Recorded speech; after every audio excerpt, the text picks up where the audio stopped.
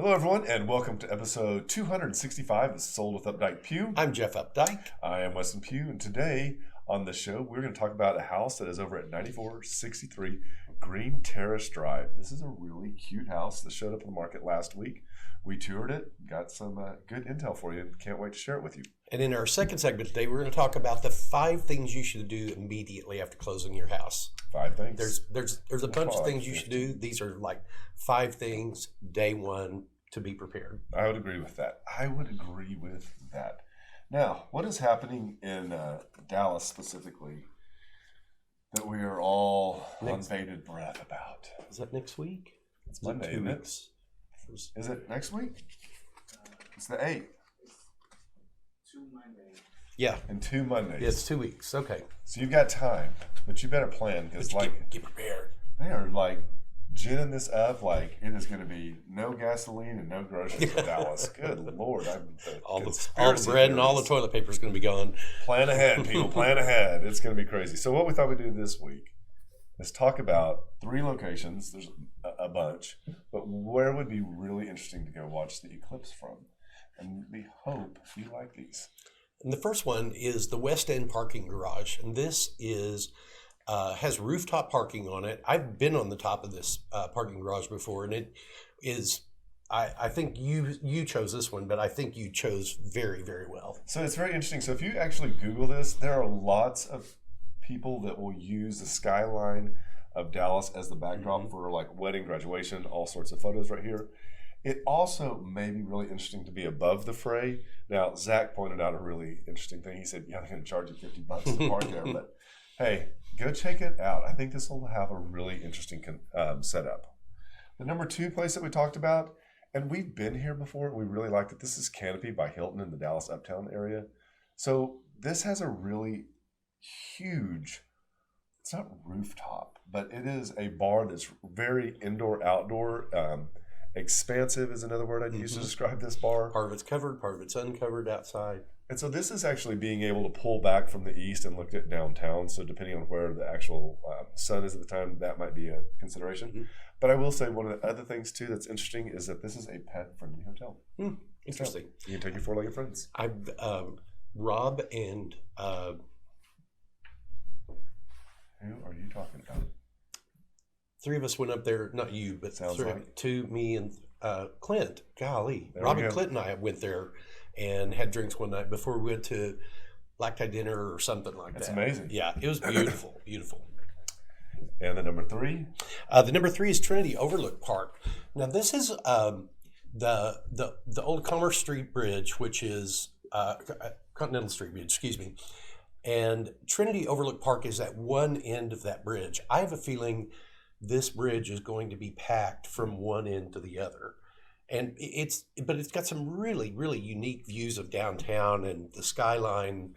It's a great place. So the interesting element is that as the sun begins to shift in the west, goes down in the west, downtown Dallas gets hit by some amazing light. And so from this area, there's a couple of others, but this in particular gets really good light. Mm-hmm. So if you're a photographer that wants to have some unique pictures of what downtown Dallas looked like during the eclipse, this would be one of my go-to places. And this is a fun place to go fly drones.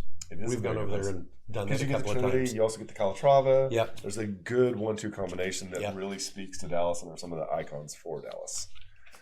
So there are your 3 places. Pick any of those 3 and go, or stand in the middle of your backyard. And if you go, take a picture and tag us. I want to see it. Yeah. We should. Yeah, y'all should do that.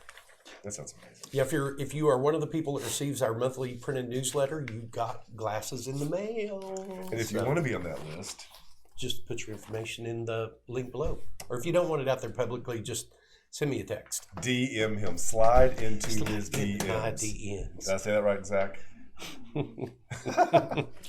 Zach just rolled his eyes at me. All right, shift gears. Let's go into Market Watch. So, Market Watch this week was there was not a big change. The only surprising change was down on the second half.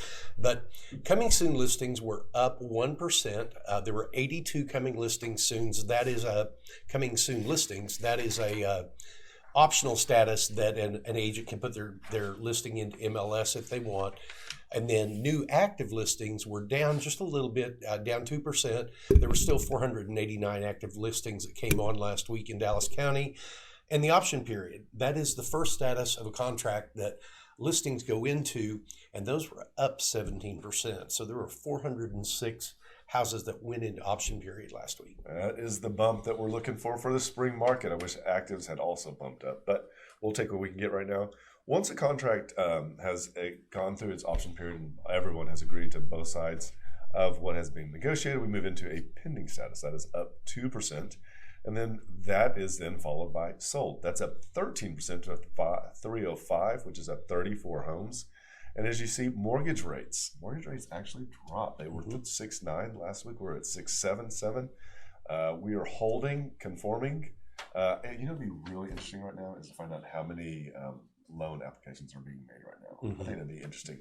This information about mortgage rates is brought to us by Optimal Prime.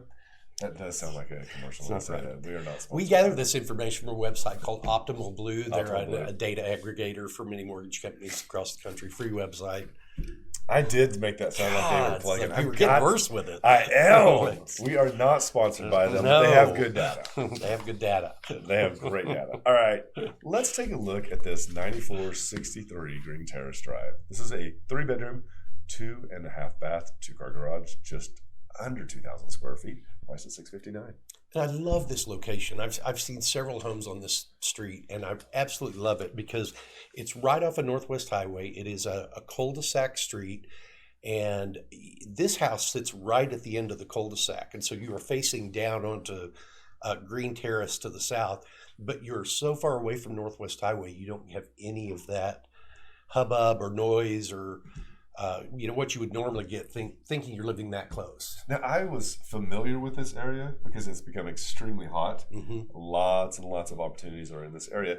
But it is funny because you knew exactly where it was when I said, hey, Green Terrace, that is a great looking house. We should actually go preview it. This is also really conducive for commuting. So Northwest Highway, if you're not from Dallas, Northwest Highway is an excellent way to get east and west. But there are also some really great contributors to getting north and south. So if you need to go to 35, the toll road, those are really great commuters. Thinking a little bit smaller, you can get over there and jump on Inwood, turns into Hampton, and you can be in in Oak Cliff in no time. And you are so close to the hospital districts, you're close to the central business district, you are close to Love Field. There's all of that. One of the places that we used to go that is just almost directly across Northwest Highway from this is called Bluffview Growler. And Bluffview Growler was a brewery that opened right before COVID. And so they went into COVID not really having a choice about dealing with it or not. And I know, when after everybody, at least learned a little bit about this, that this was one of the places that has really nice little outdoor seating. My beer profile window is about that big, but I've always found something there. And they added food. They've added food to the menu, and I haven't had a lot of the bigger things. I've had a lot of the smaller things, and it's certainly a snack worth having. That's excellent. So one of the things that doesn't cost anything is going to be actually taking a visit to Bachman Creek Greenbelt. Now, what's interesting about this is that if you're driving down Lemon, you will notice that they have added a lot of sidewalk, really oversized sidewalk. And it looks like it's going to end in access to this Bachman Creek Greenbelt. This is a really great space. If you need to take and run a dog, this is the place to take and let them go. Lots of easy walk. This is all on, I believe it's Shorecrest is the street. Yep. So plenty of parking around here. And as you can see, a little access to Bachman Lake as well. And this is a 58-acre park. 58 acres, and it's been there since 1930. It was one of the earlier City of Dallas parks. Can you imagine if they ever spent the money to fix this up like they did Clyde Moore? Yeah, no kidding. Go-to for that area. It'd be crazy. What's your last one? Last one is Fernando's Tex-Mex, and this is a really good Mexican restaurant. We've gone there at lunch several times. I go there with friends for dinner. They have really good margaritas. The food's good too, but I rate Mexican foods based on the quality of the margarita. And it's so funny because I just drink tequila and soda, so I don't ever. I know it's going to be the same every time. But what I do rate them on is their chicken flautas. And if they're skinny like a pencil, I'm going to be pissed. These are like big old fat Cuban cigars. They're excellent. So it comes with guacamole. So Wow. these are my go-to. Mm-hmm. I'm going to try that next time. They are excellent. That's just my easy catch on those things. So our property today is 9463 Green Terrace Drive. This is a 3-bedroom, 2 full bath, 1 half bath home, just under 2,000 square feet, and built in 1955, but has had some really nice renovations done along the way. So this is what caught my eye immediately, because when the pictures came across, I was like, I hope that house looks as good in person as it does in these pictures, and it did not disappoint. Mm-hmm. So the homeowner, actually, I'm not sure if he is an architect or what, but has really honed this house. So if you were looking for a move-in ready design house, this would be the one I would take a look at. I love how he's used every space. This room is really that beautiful in person, and I love the storage that he's created with the banquette that's mounted to the wall, and all of those windows were newer windows. They all look right out down Green Terrace, and they look right out on this really neighborly front yard. And it still surprises me that this is not 24 or 2,600 square feet, because it lives so well. So as you see, we were just in the dining room, and that transitions to this really great seating area. And the seating area, again, has this great windows. He's done a really good job of specifically placing this lighting right here to highlight the art. Of course, that stays, but it really kind of helps a house feel more intimate and thought about. And I feel like today's buyers are really looking for this. And I love the openness that this house has, even though it was built in the 50s. A lot of those homes feel very claustrophobic in rooms. This one does not. It's got the big wide opening that goes between this formal dining area and formal living room into the den. So I agree with that. I think it's really important not to tear down every wall. Mm-hmm. And as you can see here, he didn't need a third bedroom. So what he did was he made this bedroom right here on the front of the house. He actually made this his office. And this office has really great light. I think it's so critical. Nice big windows. You can also see behind that podium and horse, there's another window. Just really well thought out. And this is the den that we were looking into just a moment ago. Fireplace there, that is original wood. That is the real wood paneling. The lighting, as Weston said, is really done just to accentuate the way the home really should feel. And I am just blown away at the picture that this was done. This is an excellent, I had to go see this because it is so hard to catch a half bath. Here we see, this is the master bedroom. And I want to point out, that is a 4-poster kind of architecture. I bet it's CB crate and barrel bed. That is a really big bed, and it does not swallow that room. Smart use. Again, great light. Added the 2 doors that walks out into the backyard. I believe there's a seating area that's also back there. Just, it's so thought out that I would move in just as it is. This is just a perfect house for me. It really is. And this is the other bedroom that is also a king-size bed. There's also access to the outdoors in this one. This one has the master bath just off to the side. Wood floors throughout, but he uses a lot of rugs, which really kind of warms it up. And this is the kitchen. So the kitchen is a really great space because the size is enormous. And if there's things that you'd like to change, this has the opportunity to really shift gears, but it's in the perfect location. So on the left-hand side, that's the living room that we talked about earlier. But on the right-hand side is a really large utility room that moves into the garage. And this is the backyard. Super inviting. Plenty of room out there. This house sits way back. Well, I'm not going to say way back. Sits high upon the lot, and so it's moving the house back. It's really kind of contained the yard into something that I feel people will see as manageable. There's still plenty of room. If you got a big dog, there's still plenty of room for that. But it continues that trend that we recommend, where it's like bringing the outdoors into your living space. Expand that space and don't get taxed on it. So this is 9463. Green Terrace Drive. It's a 3-bedroom, 2.5 bath, 2-car garage, built in 55, just under 2,000 square feet, priced at $659,900, and that is $334.47 square foot. Which is, I mean, on a cul-de-sac, the condition of this, $334 square foot, that's a value. When you are looking in Dallas to stay under $700,000 to $800,000, this is one of the ones I would completely focus on. So in the comments, we're going to actually leave the link. Click on that link. Look at all the pictures that we didn't use. Zoom in and out on that map. Share it with people. If you would like to see it, let us know. We'd be happy to make that happen. But we'd also like to say thank you, Rick Adams, for allowing us to feature this home. It is amazing. And with that, we'll be right back. Did you know there are a lot of ways you can keep up with us? For starters, every Wednesday at noon, we host Sold with Updike Pugh, live from our Facebook and YouTube channels. Our show is dedicated to featuring some of the best homes in the Dallas market and about sharing timely information about market trends. But don't worry if you miss the show, because you can always listen to them on SoundCloud, iTunes, and Spotify. Still want more? Follow us on Instagram, where you get a first-hand look at what it's like to be a realtor. It's not always previewing homes for clients or getting them ready to go live in MLS. Lastly, visit our website and you'll be able to create a custom home search tailored specifically to your wants and needs that's timely and accurate. Whether it's square foot, location, or the neighborhood, we have you covered. If you'd like to know how much your home is worth, we can help with that too.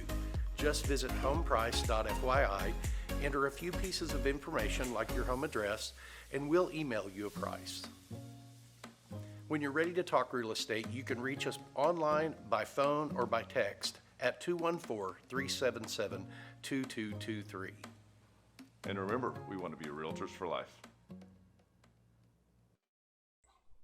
Hi everybody, welcome to the second segment, episode 265 of Sold with Updike Pugh. I'm Jeff Updike. I'm Weston Pugh, and in today's second segment, we thought we would talk to you a little bit about the top 5 things to do immediately after closing on your new home. And these are really important things that if you don't pay attention, and we'll kind of go over why we chose these versus any of the others, and kind of give you some tips on how to make them easy as possible. And these really kind of come from, they're not just things that, that like, oh, these are here are 5 things to do.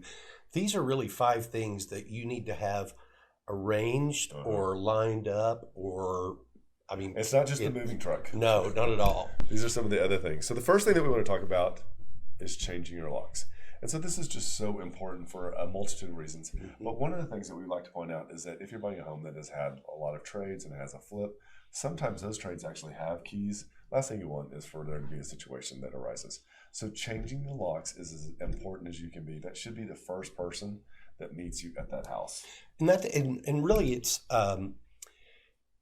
if you're going to install electronic locks, it's the time to do that. If you're going to change the locks, certainly change the mechanics itself, certainly go ahead and do that. There are locksmiths are worth a dime.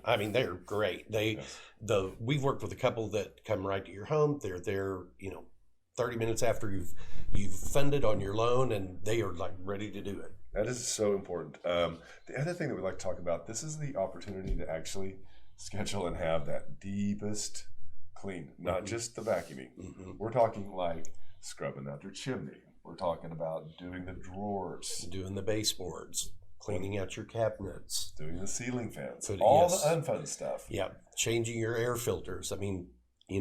Get it out. So this is also, and we talk about this with clients, is that when it is easiest to paint and take down texture off of the ceiling is when nothing is in there. So many times we see homeowners that want to have, and sometimes it can't be helped, we get that, but they want the moving van to show up 10 minutes after they've closed and funded. That really allows no room for error, but it also allows you, it prevents you from being able to do any of these items as thoroughly as what we would consider important. The next thing to do is when you take possession of your home is change all of the batteries and all of the smoke detectors first. That way you know exactly what the age of them is, and then test them after you change battery in them. And you also need carbon monoxide detectors in homes that have any type of gas in them. If you have a total electric home, you might not need one, but there are other reasons you might want it. But it's definitely the time to do that. And if your security system or your fire detection system is wired, get on the phone with the security company and test it. Make the alarms go off. Make sure they see it on their end. It's well worth the 20 or 30 minutes of your time. All day long.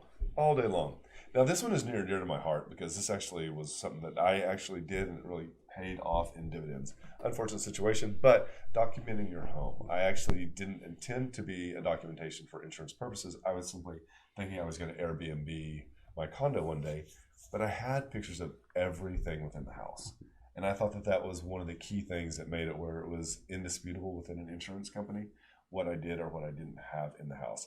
Jeff did bring up a really important fact earlier. As technology has changed, we have the ability to upload so much of this information into the cloud that it actually can really outlast any fire safe that there is.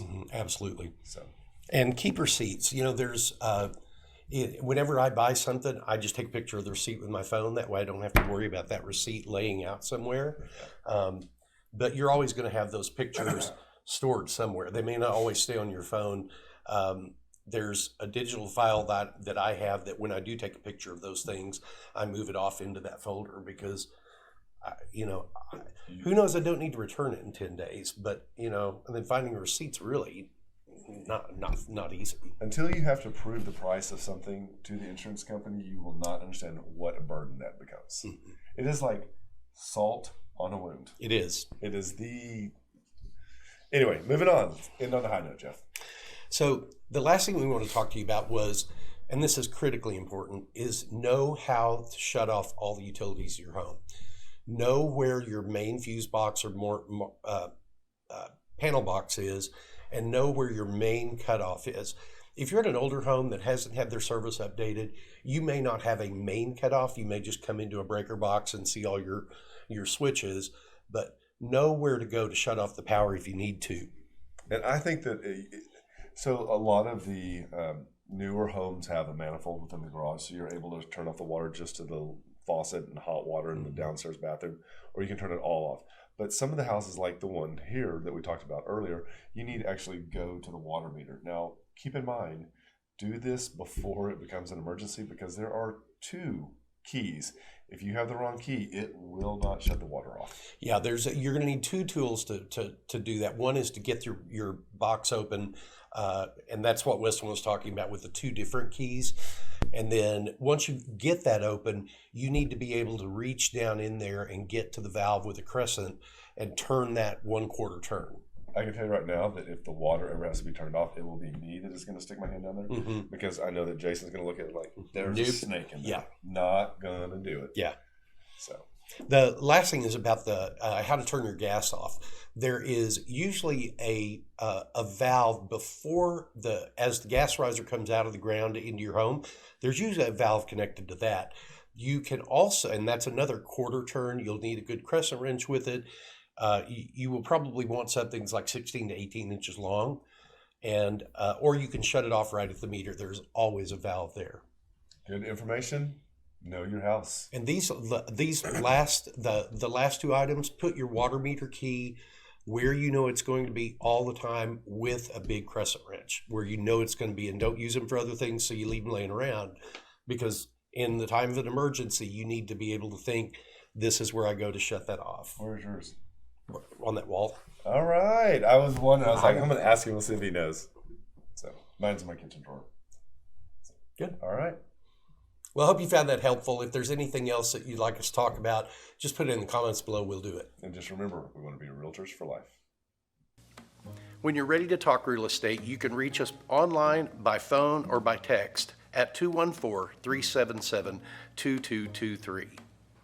And remember, we want to be realtors for life.